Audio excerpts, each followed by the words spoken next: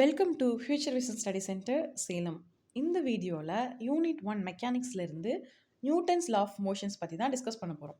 There are 3 Newton's laws of motion.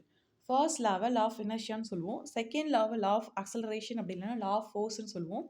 Third லாவை law of action and ரியாக்ஷன்னு சொல்லுவோம். இப்போ ஃபர்ஸ்ட் லா பற்றி டிஸ்கஸ் பண்ணலாம். எக்ஸ்டர்னல் ஃபோர்ஸ் ஒரு ஆப்ஜெக்டில் ஆக்ட் ஆகிற வரைக்கும் அந்த ஆப்ஜெக்ட் ரெஸ்ட்டில் இருந்தால் ரெஸ்ட் பொசிஷன்லேயே இருக்கும், மோஷனில் இருந்தால் மோஷன்லேயே இருக்கும். இதுதான் ஃபர்ஸ்ட் லா சொல்லுது. இதுக்கு ஒரு பெஸ்ட் எக்ஸாம்பிள் என்ன அப்படின்னா, நம்ம பஸ்ஸில் ட்ராவல் பண்ணும் பொழுது பிரேக் போடும்போது ஃபார்வர்டாக மூவ் ஆகும். இதுக்கு காரணம் என்ன அப்படின்னா இந்த இனர்ஷியா தான். நியூட்டன்ஸோட செகண்ட் லா என்ன சொல்லுது அப்படின்னா, force is directly proportional to mass and acceleration சொல்லுது.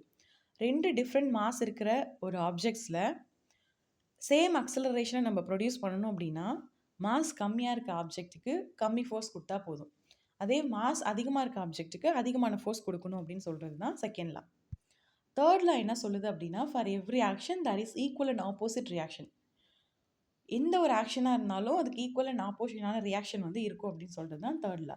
இதுக்கு ஒரு பெஸ்ட் எக்ஸாம்பிள், ஸ்விம்மிங் பூலில் நம்ம ஸ்விம் பண்ணும்போது நம்ம ஹேண்டால் வாட்டரை பேக்வேர்டாக புல் பண்ணுவோம், புஷ் பண்ணுவோம் இல்லையா? அப்படி புஷ் பண்ணும் பொழுது நம்ம என்ன பண்ணுவோம், ஃபார்வர்டாக மூவ் ஆகும். இது எதனால் அப்படின்னா, நம்ம வாட்டரை பேக்வேர்டாக புஷ் பண்ணும் பொழுது வாட்டர் நம்ம மேலே ஈக்குவல் அமௌண்ட் ஆஃப் ஃபோர்ஸை கொடுக்கும். அதனால தான் நம்ம ஃபார்வர்டாக மூவ் ஆகிறோம். இப்போ பார்த்த இந்த நியூட்டன்ஸ் லா கான்செப்டை வச்சு ஒரு கொஷின் டிஸ்கஸ் பண்ணலாம். A swimmer pushes water backward with their hands. According to Newton's third law, what happens next?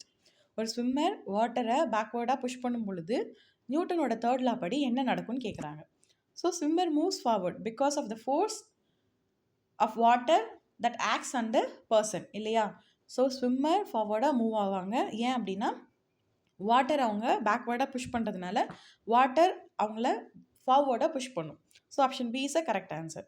Next எந்த கான்செப்ட்லேருந்து வீடியோஸ் வேணும் அப்படிங்கிறத கமெண்ட் பண்ணுங்கள். தேங்க்யூ.